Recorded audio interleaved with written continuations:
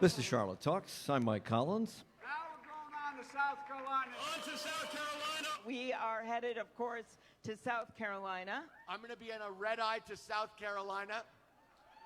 So let's get ready for that. And we took a red-eye to Amelie's in Rock Hill.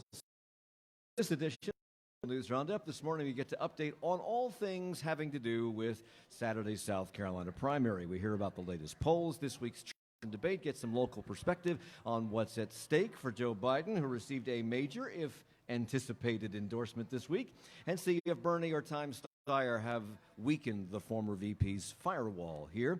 And we'll get updates on other news around the area, including some recent decisions at CMS, Cam Newton's future, and the final CIAA tournament in Charlotte, at least for a while.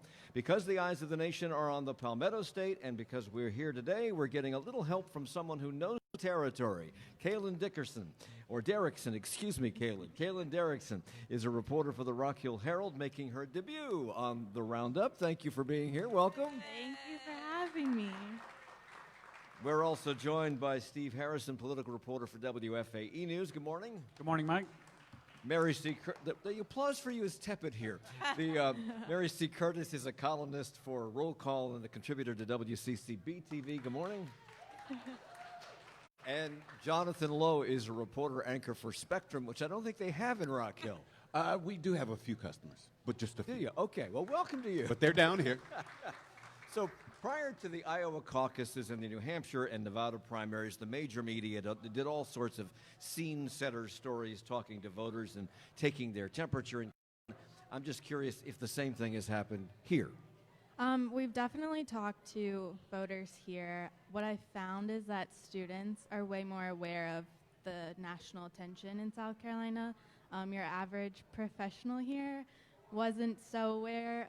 I had a couple people tell me, like, I've been so wrapped up in my business, I haven't had a chance to even look at the candidates, and a lot of people didn't really know that there was a primary coming up. But, you know, your students were very aware. They hadn't decided yet on which candidate, but we're definitely planning to vote on Saturday. So that neuters my second question to you, which was going to be, has the atmosphere changed at all since the campaigns all shifted their headquarters here and the Charleston debate? No real difference. There hasn't been a huge difference. We've had a few surrogates come. John Kerry came to campaign for Biden, but the only candidate who's really come is Pete Buttigieg, who came last night. So for our North Carolina listeners, here work differently than they do in North Carolina. So who can vote? Who's voting tomorrow? Who can be in the booth tomorrow? Well, in South Carolina, they don't register by party. They have open primaries. Can go vote tomorrow in the Democratic primary. So all the Republicans are voting for Bernie. Is that right? We've definitely seen that. I've talked with a few people here who have that thought. No one has confirmed that they're definitely doing it, but they've told me they'll decide on Saturday morning. What kind of turnout are they expecting, not just in Rock Hill, but throughout South Carolina? Or do you know? I think they're expecting a pretty good turnout. You know, primary turnout is traditionally low, but I think this is a unique. There isn't a Republican primary, so you may see a higher turnout. And we keep hearing, Steve, that South Carolina is the first primary that is representative of the country because of the demographic makeup of South Carolina. First of all, is that true? Does that give this primary more gravitas, or do other things come into play? So, I mean, right. I think the Democratic electorate tomorrow will be 2/3 African-American. And, I mean, I think you could make an argument that Nevada was a bit closer to what the United States looks like. And so, right, this will be, Joe Biden's been saying this all along, that this is his strongest supporters. This is the first opportunity they have to really weigh in on his campaign. And I think, though, what to me is interesting for Vice President Biden is, let's say hypothetically he gets his first place finish, which he's expecting. The way the calendar works, you know, boom, then we come right into Super Tuesday. Millions of people, maybe not millions, hundreds of thousands of Democrats have already voted. Whatever bounce he gets, like, he's going to get 2 days, right? I mean, it's going to be quick. But for people who haven't voted in those I think it's 14 Super Tuesday states, including North Carolina. If people are on the fence, would the result here influence them? So we still have 1 day of early voting left up in North Carolina. And I've talked to a number of people who are waiting, who have said they are waiting to early vote on who the Democrat would be to see who wins in South Carolina tomorrow. Also, the name of this game is money. And I've heard that, Vice President Biden hasn't been able to have as many ads up in these Tuesday states. And Michael Bloomberg has been blanketing these states. And he won't be on the South Carolina ballot. And he will be for the first time on Super Tuesday. So that also figures into it. If he gets this bounce, will he be able to follow up with putting his presence in these states? And how much will... And let's just say hypothetically that Super Tuesday was 1 week later, right? You win South Carolina, you get a whole week of free media. Mm-hmm. Like that would be the story every night on cable news. Biden's back. Can he, and he's just, there's just not that much time. You're going to get 2 nights of that coverage and everyone votes. And then, if we look up at Charlotte, Biden, there just hasn't been much of a presence. No. He just doesn't have the resources to compete. And you see he's already low because he really needs to not only win but win by a lot. Yeah. And he has said, if I win by 1 point, it's a win. Well, that's true, but Well, this I is think- supposed. I'm sorry. Go ahead. I was just going to say, I think Steve brings up an awesome point that we haven't seen the presence from former Vice President Joe Biden that we've seen from Tom Steyer, and we've seen and heard about Tom Steyer since last summer. Bloomberg has a presence in Charlotte that we haven't seen from Biden, but there is still a large contingent of people that you talk to at the polls that, if they're of a certain age range and African American, then they're loyal to Joe Biden. Yeah. This state is supposed to be Joe Biden's so-called firewall, and Face the Nation anchor Margaret Brennan on CBS last Sunday asked Joe Biden if the results of the previous contests in Nevada and Iowa and New Hampshire had lowered expectations about South Carolina. South Carolina, though, was your fireball. You said it, my firewall. I've never The said campaign has said it's your No, it's not firewall. fire. I said I'm going to do well there. Okay, so it isn't just Donald Trump who denies things that we have tape on. And we do have tape on this. Here's what with NBC just before the Iowa caucuses. I think I have a real firewall in South Carolina. There you go. Kaylin, does he? Well, I think we're seeing that it's being questioned. I've talked with some Biden supporters who are questioning if the firewall comment is true, and I think some voters take offense to it with him not really being here in the state. Like you said earlier, Tom Steyer has been able to be here. He has the largest staff. His wife moved to Columbia, so he's more accessible to voters. So to kind of call it your firewall but not really be here, I think some voters. Also, people, I think he realizes that people might resent that in the last debate where he said, I am here to earn your vote. And you could see, because voters don't like to be thought of as, taken for granted. African American voters are very diverse. They're not monolithic.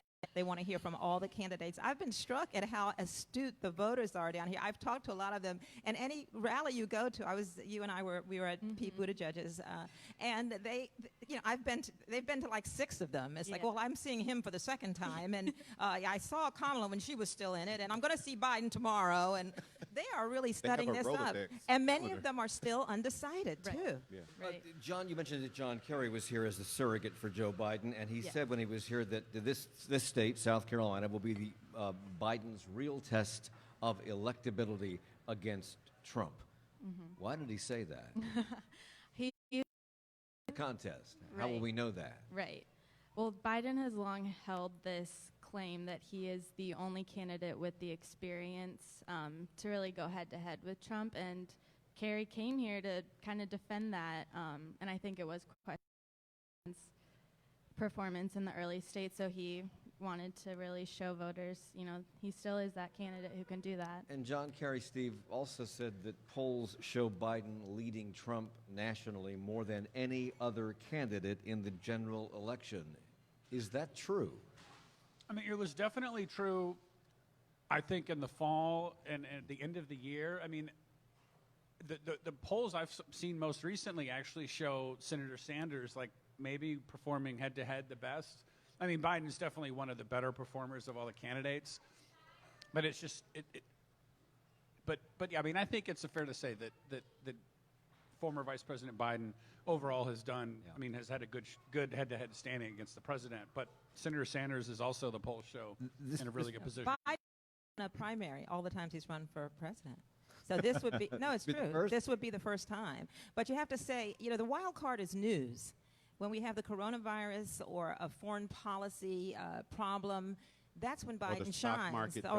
Because he can say, this is what I have done, and that experience shows. So you can never discount things that are unexpected.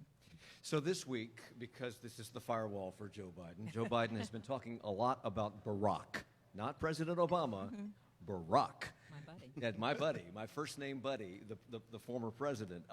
Is that working? Will that cause the center to hold among African American voters? I think so, because to a certain extent, though, I think that the vice president still has a lot of ground game as far as the former president Barack Obama's love in the African American community. There's still a lot of affection for him, and I think that smartly so, Joe Biden is connecting himself to that affection from the African American community. It could work, but I think people, like you said, and like you said, Mary, are educating themselves, and that's why it's been complicated, I think, for people to make a decision between Bernie Sanders and Joe Biden, because they're completely different characters, but they have connections with people that, you know, Bernie Sanders has a lot of support from younger millennial types, but older seniors really don't support him, and it's the vice versa for Joe Biden. I've heard that from older voters in particular. Barack Obama trusted this man. And for them, particularly older voters here in South Carolina who lived through so much racial unrest and even violence, the fact that he would agree to play second fiddle and work for this young black man means a lot to them. It still does. It still does, and because they remember this in ways maybe younger voters don't. And I hear that all the time. That's why the Jim Clyburn endorsements don't really generally mean that much, but that meant a lot because he's lived through that as well.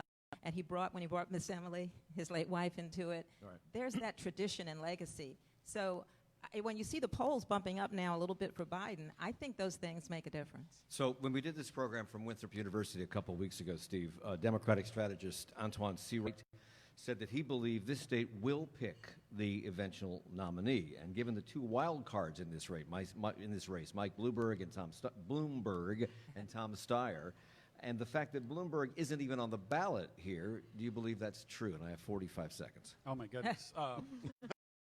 That's a tough one. I mean, I could definitely say the eventual winner would be in the top three. I mean, I think just one thing that's so weird is the calendar.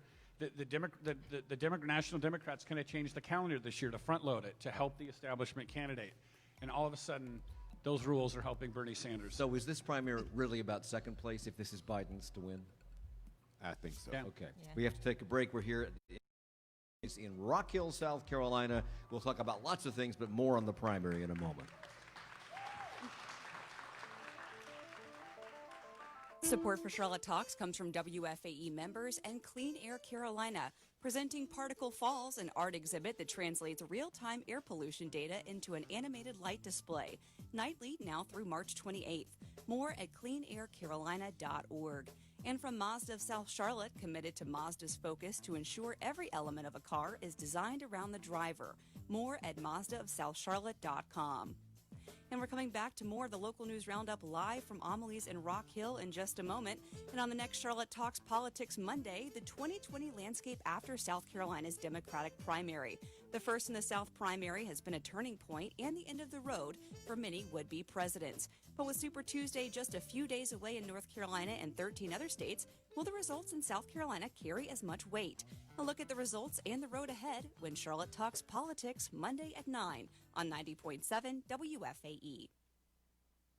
The CDC tells America to prepare for coronavirus. We're in this together, all of government, the public and the private sector, and the CDC wants to make sure you have the best information available every day. Disgraced movie mogul Harvey Weinstein is found guilty, and a sporting legend and much other is remembered in the house that he built. I'm Sasha Ann Simons. The Friday News Roundup, next time on 1A. The News Roundup continues on 1A from 10 to noon, right after Charlotte Talks on 90.7 WFAE. It's Talks on listener-funded 90.7 WFAE and 90.3 WFHE. I'm Mike Collins. We're in Rock Hill, South Carolina. If you have not been to downtown Rock Hill, South Carolina, this place is hopping. It's happy. Good food. Not just here, but around us here in Rock Hill. And I'm surrounded at this table at Amelie's by Steve Harrison, our political reporter here at WFAE News. Kaylin Erickson joins us for the first time. She's a reporter for the Rock Hill Herald. Mary C. Curtis, columnist and contributor to Roll Call and WCCB-TV. And Jonathan Lowe, reporter anchor for Spectrum News. Billionaire. That wouldn't be me. Tom Steyer has been plowing money into South Carolina. I think he spent $17 million at last report on advertising. Was he targeting Democrats at large, or was he specifically looking to take away Biden Democrats from the African-American community? Because they've seemed to, a lot of those folks have seemed to glom on to him. Well, I've been talking with them, and he has been down here. He's also been doing a lot of mailings, and as I said, people are paying attention. They don't throw them away. They look at them, and he's been talking about issues of racial justice. He's made that a centerpiece. He's talked about reparations. He's the only one that's talked about that, and talked about, when I interviewed him when he was in North Carolina, that he has been in the fight for many years. He and his wife started a community bank and other things. Now, he was dinged on the debate about private prison investments by Joe Biden, and he said, oh, I took it out of that. But people are really taking him seriously, and I'm not sure what his path is out of South Carolina, but right now he is there. And it is pretty clear to me that a lot of those votes would be going to Joe Biden, aren't going to Tom Steyer. So when Steyer's name up, we talk about money because he has a lot of it. Oh, yeah. Spent a lot of it, but you got an exclusive interview with him, Kaylin, and he told you, quote, I don't think it's about money. I've never thought it was about money. I've always thought that the question in this race for everyone is message. And he also told you that voters are smart and that they are listening. If he doesn't win here, does that mean they heard what he had to say and rejected it, or that Biden's support was simply too difficult to overcome? I think he'll have to make decisions after the South Carolina primary. It is the only state that he's in third place. He's high in the polls, and I think nationally he's not really doing too hot. But it is that accessibility. He's able to see voters and connect with them, and he claims it's not about the money, but he's definitely making a jab at them. And he's gotten significant support from the longest-serving, I think, African-American state representative in South Carolina, Gilda Cobb Hunter. She's taken a job as his national political director for the Steyer campaign, and she says the shift is coming. She says the black vote will be fragmented. I see a four-way split happening between Biden, Elizabeth Warren, Tom Steyer, and Bernie Sanders. That's in South Carolina. If Biden's firewall does not hold, is that how this race will turn out, do you think? Those four. I could see that happening. Okay. I definitely could see the black vote being fragmented, not just in South Carolina, in North Carolina as well on Super Tuesday. So mainline Democrats across the country, not just here, and I'm sure it's happening here, are apoplectic about Bernie Sanders taking the front of this race.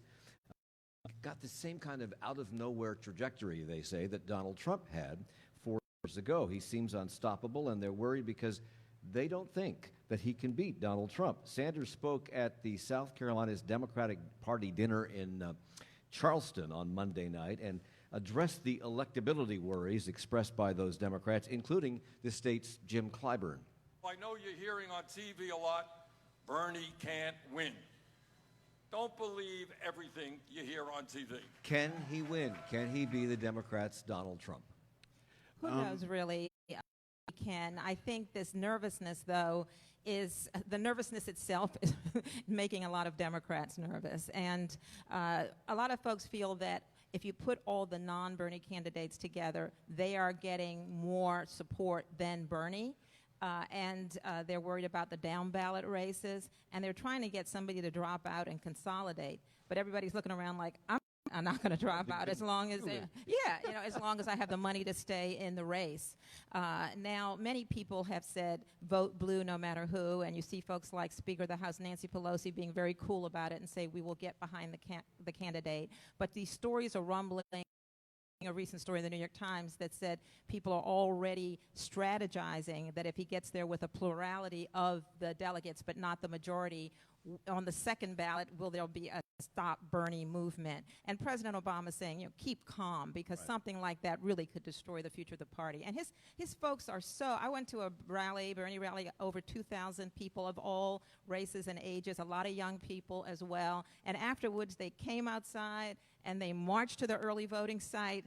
The thing is, traditionally, young voters do not vote as much, so they're wondering if he can change that by bringing them in. It's a big question mark, but nobody thought Trump could win. When Joe Biden in Las Vegas, he said, we're alive, we're coming back, and we're going to win. I ain't a socialist, those are his words.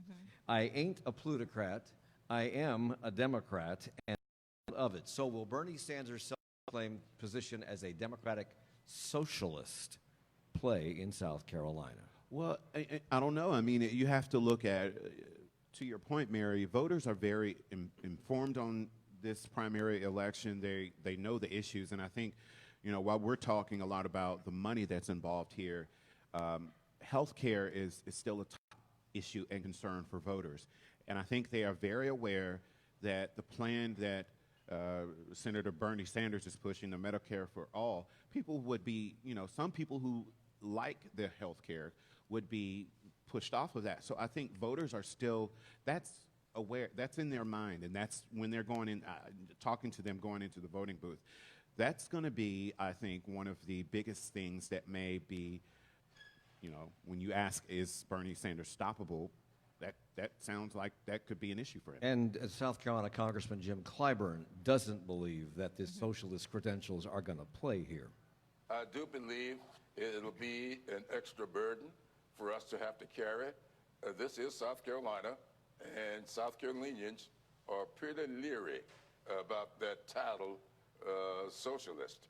And so I think that would be a real burden for us in these states or congressional districts that we have to do well in. So yesterday, Mayor Pete Buttigieg was here in Rock Hill. He was supposed to, and they moved it to the suburbs. They moved it to Rock Hill.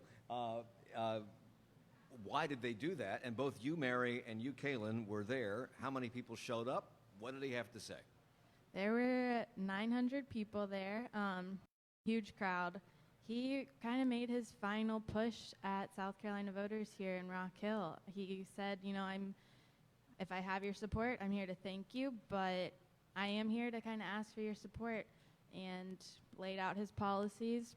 But within that crowd, there were a lot of voters who were very undecided. They were kind of, very aware that Sanders has been doing well nationally, but they weren't really sure that that's who they wanted, so they were looking for maybe more of a moderate candidate. I heard her before, and she was like, I just want to hear him out. I think I want to know if his plans are logical, if they're realistic. And then I came to her at the end, and I was like, what do you think? Did you make up your mind? She was like, yep, he convinced me. So wow. It's kind of interesting. I heard from an older, more conservative man who was really liked his military background, which was very interesting. But I think when you say in that crowd of almost 1,000, you could count the number of black people there, literally. Yeah. And I would say, a half a dozen or so, not very many. And that is his problem. Why isn't he connecting? Well, I think the question, you could turn it around. Why are so many white voters supporting someone who does not have traction with the black and brown voters who are the base of the Democratic Party? And I think that's it. And when I talk to them, I hear people basically saying he's young, he experience. They don't know him. And also, past is what's going to be in the future. And they have studied the Douglas Plan, and they like it when it talks about criminal justice reform, when it talks about entrepreneurship. But they say, how is he going to do this on a national level when in South Bend, Indiana, there were problems in these areas? Right, and people are now very aware of how his policies as mayor adversely affected the black community in South Bend, Indiana. And so I think that's why he's still struggling to get that support. I mean, that's interesting. Mary, I was the Mayor Buttigieg was in Rock Hill back in the fall, I think in October, had a great crowd at the amphitheater. Again, probably 1,000 people. He's been here a few times. And then at that event, I mean, again, the people, the black people in the crowd, there's probably 10. I mean, and it's just, and 3 months have passed, and it sounds like no change. Your sister newspaper, you work for the Rock Hill Herald. Your sister newspaper in South Carolina is The State in Columbia, and they surprisingly endorsed Buttigieg. Why? And has your paper jumped on that bandwagon? No, we don't have anything to do with editorial decisions, so I'm not sure why. But yeah, I think it definitely shocked some people. We got a few emails, few questions about it, but well, you spoke yesterday. You got a one-on-one with Pete, Mayor yeah. Pete. What's he like? What did he tell you? He's very good at speaking. He knows how to answer questions. Charismatic. Yes, charismatic, and I think people like that. But I did ask him, do you see a clear path to the nomination? And he was very clear. He said yes, and it starts with South Carolina. I hope to do well here, and he sees doing well in the Super Tuesday states. But you were mentioning, Kaylin, that, or was it you, Mary, that he still has people concerned about him being gay, and that is still coming up, right? It is. The same woman I just mentioned she was very aware that his sexuality is questioned, kind of brought to the forefront, and she kind of said, this is 2020, why is this being questioned? It's not, he doesn't define him, and she really respected Buttigieg for having the courage to just be who he is.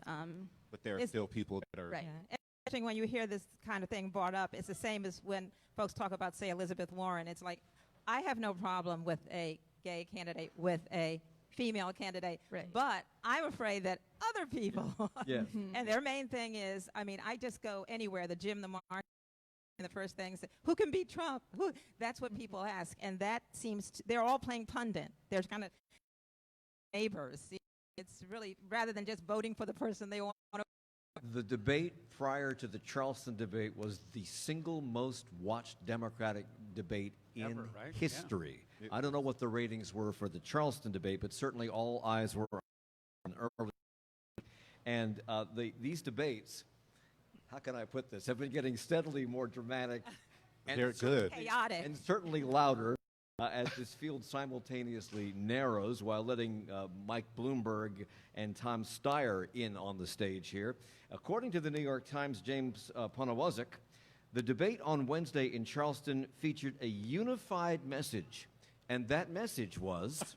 Let me ask and I challenge everyone. Senator Klobuchar, next question. New topics. Senator Klobuchar. One at a time. The American people support my agenda. That is why I am beating Trump. That is done, and why I will defeat him. We got to open this up. Get to answer that. Look, the fact is, here's the deal. I'm not out of time. You spoke over time, and I'm going to talk. Here's the deal. You had to feel for Joe Biden. I thought it was the funniest part to me was when they were all on stage, and you could tell they were all, focusing on the black electorate in South Carolina, and there were all these white candidates. And all of a sudden, there were issues in the first 10 minutes that had not been brought up. I expected somebody to say, I was born a poor black child. And, I found that everybody talking over everybody and trying to get a word in edgewise was very annoying, but it was also electrifying. Do you think this helps or hurts these candidates? Well, if you break it down to each candidate, okay, Elizabeth Warren, it's clear that she comes in very prepared, but you watch all the Monday morning quarterbacking the day after, and it's still women. It's unfortunate, but women who are forceful, I guess, it hurts them. Yep. You know, it hurts their image in a way. Honestly, I felt like Vice President Biden had gotten a B12 shot before he walked out on stage, because in the previous debates, that's been one of the critiques he's gotten, is that he has just been stumbling over his words, and it seemed like he was very on the attack and very on his game. Poor Mike Bloomberg. They all clearly had a goal of killing him. but putting his feet to the fire on so many different topics. And I thought a lot of people were like, well, why are they going after him? They're attacking and all this. I thought it was great for people to learn, because Mike Bloomberg has blanketed the airwaves, social media, TV with these ads. And it's very telling that, for one, we learned that President Obama did not give them authorization to use him in those ads. So, it was, some people might say they were attacking each other, but the Democrats and journalists need to figure out who it's going to be. It's called vetting, and it's a primary, and they're fighting one another, and they are all realizing they got to get in there. And it's true, Mike Bloomberg was rising in the polls without being on one ballot or on the stage. Nobody could hold him accountable, and they held him accountable. And then no one's going to drop out. I mean, Super Tuesday is so quick. No one's going to drop out Sunday or Monday. But then after Wednesday, huge amount of pressure. I mean, if Biden does not win South Carolina, there'll be a huge call for him to get out of the race. Right. Yes. I mean, everyone is going to face, almost everyone's going to face. I mean, you'll start hearing, I'm assuming, Steve, candidates next week starting saying to each other, you need to get out. They're both like Amy Klobuchar. But yeah, I mean, you never know. They're giving out the delegates proportionately. So everybody's getting a few. But in the meantime, Bernie Sanders is slowly just, accruing delegate. I don't know if the debate changed Jim Clyburn's mind, because he did not endorse anybody until after the debate, and then after the debate, he announced. I know Joe. We know Joe. But most importantly, Joe knows us. So Jim Clyburn is the highest-ranking African-American in Congress. He endorsed, obviously, Joe Biden, as expected. Put a Jim Clyburn endorsement into perspective. Does it matter that much? I think so. I mean, it was huge. It was covered nationally and as well as locally. But what I find interesting, we were talking before we went on air, you make the point, Mike, that Jim Clyburn didn't endorse anybody until after the debate. Right. But we saw our own leaders. Was he trying to be fair? And I think he was trying to, much like voters, trying to figure out who's it going to be, who deserves my support. I think one more thing too. I mean, go ahead. Just to say, sometimes we all kind of as journalists, and people really follow this, we think, why has it been so late? Why has it been so late? But sometimes you have to time these things right before you win the news cycle that day. That really helped the vice president. So it's it may have been in his back pocket for a long time. But. So we will look at what's coming up, which is Super Tuesday after the South Carolina primary, when we come back. And there are other news stories that actually took place this week. Really? Yes, it's amazing, isn't it? Other than politics. And we will do that when we come back. We're live from Amelie's in Rock Hill on Charlotte Talk's Local News Roundup.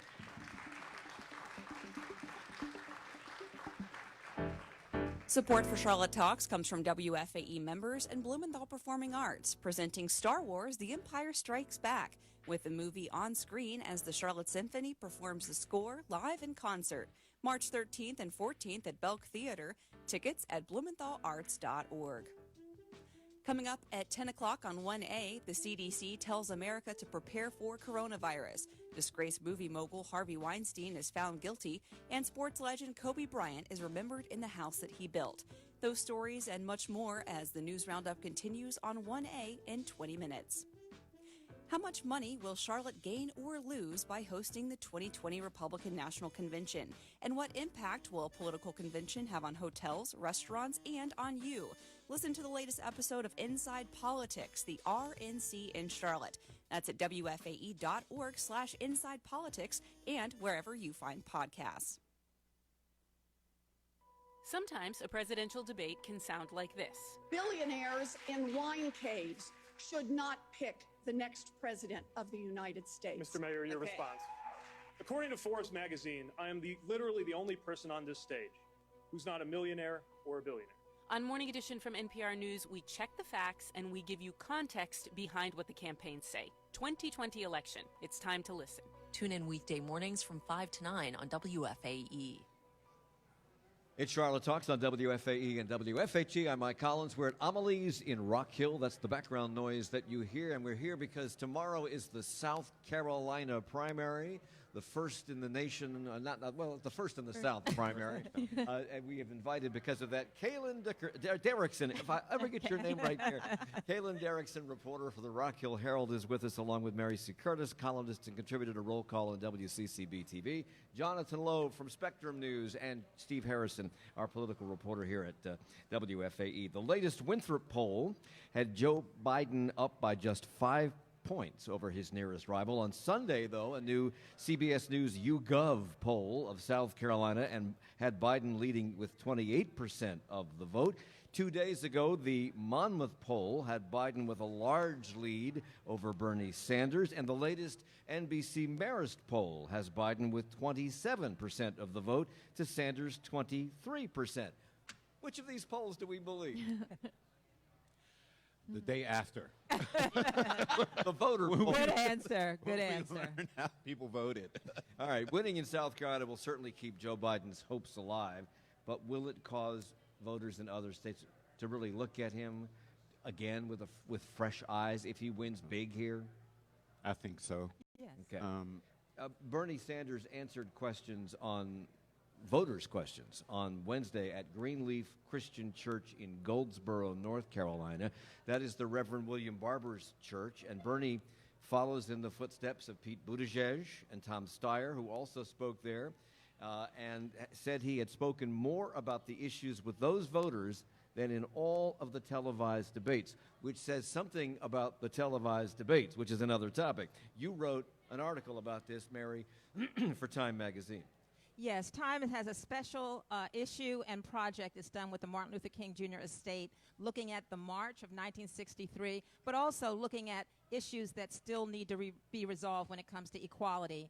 And William Barber I interviewed as someone who is a champion of this, and they all make a pilgrimage to his church. And he also feels that there should be a debate just focused on poverty, because we never hear people talk about poor people and low wealth people, which is an amazing amount of people, even working people here in this country, or people who are one paycheck away from being homeless or not having medical benefits and voting rights and ecological justice. And he has a rule. You can come to his church and worship, and you can speak in a conversation, but you cannot speak from the pulpit, because, as he says, we're political, but we're not partisan. And he's worked across the aisle with people like a conservative Republican North Carolina mayor when they were closing rural hospitals. So he wants these issues to be front and center, and he's very smart about that. And they're having a Poor People's Campaign, June 20th, in Washington, his own Poor People's Campaign that is continuing Martin Luther King's dream, a march on Washington, to bring these issues to fore. And I think that would be his dream, to have these candidates talk about it and basically empower these folks. He feels like, let them speak. So the South Carolina primary may be tomorrow, but this is the last news roundup before Super Tuesday, in which North Carolina will play a significant role. I think we have the third largest number of delegates of all the 14 states voting on Tuesday. Who appears to be ahead in North Carolina? Do we know? I mean, it's going to be, this is going to be between Biden, Bloomberg, and Sanders. Yeah. And, you know, it's interesting if you look at Charlotte. Bloomberg obviously has a huge presence in the city, has a huge presence throughout the state. Yeah, he has the 17,000 square foot headquarters in Charlotte. It's really amazing. And he's gotten the 17 endorsements. times bigger than anybody else's. Yeah. He's gotten the endorsements of several, Charlotte leaders. Including the mayor, although the mayor's daughter had something to say about that. Yeah, That got a lot not of such a attention. strong endorsement. But and Biden is, like I said earlier, he's just doesn't have the resources. He struggled to kind of be out there in Charlotte and in North Carolina, all these Super Tuesday states. If Democrats want him to be the front runner so badly, why doesn't he have the resources? I think it's because, and I'm not sure they want, the Democrats want him to be the front runner. A lot of Democrats, they want a moderate. Want someone else, and he just hasn't, inspired donors and a grassroots effort like some of the other candidates have. One of the key races in North Carolina outside of the presidential race is the Democratic race for Senate to run against Tom Tillis, the incumbent Republican, and Cal Cunningham was endorsed this week by the Charlotte Post, by the Charlotte Observer, and by the Raleigh News and Observer, and some other smaller papers. What impact would that have on his candidacy? I mean, I think it obviously helps. The big thing there, I mean, the most fascinating part of this race is the Republican super PAC, Faith and Power, that put in the $3 million of ads for Erica Smith to really boost her profile, meddling, you know, and then what's interesting is that Cunningham responded. I mean, he put up his own commercials very quickly. Saying that was a lie. Saying it was a lie. And I was just driving down here, and there was a billboard on 77 pushing Erica Smith. So I do think the polls show that despite that meddling, he's going to probably win the race. Okay, so we have some other stories we need to talk about other than electoral politics here, and particularly with regard to Charlotte-Mecklenburg Schools. And so we're going to bring in WFAE's education reporter Ann Doss-Helms for a quick review of those items. She's sitting in our studio very lonely up at the university area. At the end of last week's roundup, we brought up an as-yet unconfirmed story, Mary, about mandatory Title IX schools climate survey that asked students in grades 6 through 12 questions about their sexual orientation. That was not confirmed last week. It has since been confirmed, correct? Confirmed and rescinded. Things happened very quickly after that news roundup because apparently what happened was somebody in the CMS research department decided there's this annual survey. It's based on figuring out school climate and specifically related to sex discrimination. But they decided to add some questions because they thought it would be good to know how many students are gender nonconforming or LGBTQ, and they wanted it broken down by school. And so they put these questions on and apparently did not run it up the flagpole because I know school board members were scrambling as I was talking about it, as I was posting on a Facebook page. I think schools and parents were saying, what's going on here? So on Friday, they basically came out with an explanation, but it essentially said, okay, yeah, we're doing this, but really the schools should have communicated to parents, and it should have been clear to everybody that this was not mandatory. And in fact, then when I got the material that they had given to schools, it was not at all clear. It said nothing about these new questions, which for those who don't remember, they added some questions for 6th grade and up that said, do you identify as transgender? And then it said, which of the following best describes your sexual orientation? And it gave a list of straight, gay, bisexual, pansexual, asexual questioning. So, and then for 5th graders, they were also asked whether they were identified as male, female, non-binary, or gender fluid. So some parents were saying, you know, this is not age appropriate, this is not private because our kids have to log in with their individual student ID to take this online. What's going on? So School Board Chair Elise Dashew reacted to the news of this survey this way. Somebody's common sense took a spectacular vacation. Who was that somebody? Another case of transparency at CMS. Who was that somebody? Do we know? They have not said, and I've asked. It's pretty clearly in the Accountability and Research Department. I have been told by a few people that Ernest Winston, whose name was on a letter introducing this survey, did not know about these questions until, again, the public questions started coming up. But why it's not? He's clear. the superintendent, for crying out loud. Yeah, and this is one that this lands on his watch. You know, we've had a lot of things that have bubbled up that he's had to deal with that you can say, yeah, but they started before him. So you report that a flyer was sent to schools that had a line in red type that read, administration of this survey is, in capital letters, required for compliance with Title IX. So that means the schools were required to give the survey out. Were the students allowed to opt out of answering the questions? CMS says they were, but I think that was not at all clearly conveyed to students and probably not to teachers and principals. They cited that they also participate in this biannual youth risk behavior survey, which comes from the Centers for Disease Control, and it asks some very personal questions to a selected sampling of students. Have you attempted or considered suicide? Do you carry a gun? Have you tried this long list of drugs?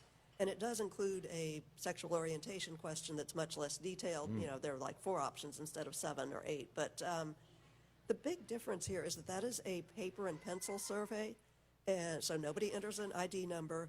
And I looked up the survey, and it has an instruction sheet in very clear English that goes to each student, and it says, we are not trying to figure out your name. We will not use your name. And if you aren't comfortable with any of these questions, you don't have to answer them. So that's kind of the right way to do it, and I think probably everyone would agree that the way CMS did this Title IX survey is the wrong way to do it. Don't go away. I'm coming back to you in a moment, but you mentioned the Centers for Disease Control, so let's talk about coronavirus for a second. Federal health officials are now warning about an impending coronavirus pandemic in the United States. The president takes issue with that, but other federal officials are urging local areas to prepare, and the Charlotte Observer had a headline story this morning that said it's not going to come to North Carolina, likely. But what are the hospital systems doing, Jonathan, to prepare? So, I mean, they're preparing as if it will. And I think that's because we have the first confirmed case this week of someone who did not travel to an overseas country. So that's certainly concerning. But I know that hospitals are telling people and businesses to prepare in the event that it does come here. But it is important to point out that there are no confirmed cases of coronavirus in North Carolina. So late yesterday afternoon, the Observer also reported that a deal that officials have been working on now, Steve, for more than 2 years to develop 2 blocks of uptown for shops and restaurants and some low-income apartments has collapsed. The deal has collapsed. This was to have been on North Tryon between 6th and 8th Streets, which would have included the library and Spirit Square. That's going to go away. Now it's not. Is that the idea here? What happened? So, this was a good story in the Observer that kind of looked at this really complicated deal, and really one of the big high-profile parts of the deal was affordable housing. And the county manager said that it's simply, under the way the deal is set up now, it's too expensive to put it there. And the culprit, as I understand it, was the demand for affordable housing. It was a key component of this project, and evidently Mecklenburg County and Livian, which is the new name for our housing authority, are blaming each other. Why? So I think that there was a master developer that they were talking to about doing the project, and as I understand it, Livian was willing to offer a ground lease on land that they own, and the developer wanted just to buy the property outright. And then because of that, I think that the developer said that it would need about $35 million to do the affordable housing. So the county is saying, like, we're still committed to doing housing. It just may not be right on that site. And in theory, you could, you've got a rail line that runs through there. You're building the streetcar. So there are other places that you could do with housing. It would still make it, pretty easy for people to get to work. So Dina DiOrio, the county manager, Mecklenburg County manager, said that those plans have now been shelved. Excuse me, Mary. What does that mean? So it means I think they're going to, I think that the whole concept isn't dead. I think that area will, in theory, will still be redeveloped. What I think is interesting is there's been a lot of projects like this, where that really complicated public-private partnerships, where they've been talked about for years. I mean, Brooklyn Village, right? Nothing's happened. Gateway Village. There's a lot. And you start getting these things that are too complicated, very difficult to do. So I'm going to go back to Ann very quickly because we're really short on time, Ann, but after word leaked out a couple of weeks ago that the 3 high schools that voters said yes to in a 2017 bond referendum were going to be downsized. They were chopping off 25 classrooms in each of these 3 high schools. Why are they scaling these projects back very quickly? They're saying it's not to save money, but on the other hand, they don't have enough money. They're saying it's still the right size for students. And kind of an interesting twist on this, they had said when the news came out that, we haven't actually made that decision. But at this Tuesday meeting, when people talked about going back to 125, their staff said, well, that would actually delay the project because we've been designing for 100. So they did make the decision. So voters said yes 2 years ago to $922 million in bonds. Now people in the audience at that meeting earlier this week are calling it bait and switch. And because we're also asking for more money for less. Yes. If that's the case, how did they come up with the $922 million in bonds? Why don't we know what things cost before we raise money? Well, what Dennis Lacaria, the consultant, said is that this is actually an 800 and something, I don't remember the exact number, but it was X amount of dollars in 2017. If they could have snapped their fingers and had it done at those costs, they would have had several $1 million left over. They figured in about 11% escalation over the course of the bond. They're seeing more like 20% now. But they also, I think, didn't do a good job of calculating in some land costs. That's become pretty clear. One of the things that, thank you, Ann, one of the things that football fans have been wondering about is the fate of franchise quarterback Cam Newton, because we've gone through a coaching change. He only played 2 games last year. He has not been healthy. What's going on? And in Cam's case, people have been posting on Instagram and Twitter. A person named Nikki Wolf on Twitter tweeted, "The Panthers and Cam have turned into a broken-up couple, passive-aggressively posting on social media about each other, and the fans are like the friends awkwardly watching from the outside." And Cam himself posted an Instagram video this week of him, I think, working out or planking or something, and talking to the camera.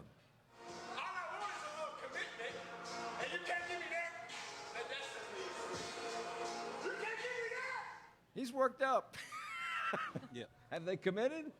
No. As the Observer very astutely pointed out, there's been no firm commitment that Cam Newton will be playing in the 2020 season, although Matt Rule said this week that he wants him on the roster. So that was the extent of it. CIAA tournament's here for the very last time for a couple of years before it goes to your hometown, Mary, Baltimore. Yeah. Are we going to try to get him back in 5 seconds or less? I don't think we will be able to. They want to, but I don't know. You know, there were some charges of price gouging, and they want a new city. Yeah, the history is not comfortable at the moment. It's not comfortable. We've come to you this hour from Amelie's in Rock Hill, South Carolina, with Kaylin Derrickson, reporter from the Rock Hill Herald, Mary C. Call on WCCB-TV, Jonathan Lowe from Spectrum News, and Steve Harrison from WFAE. Thank you all for the hour.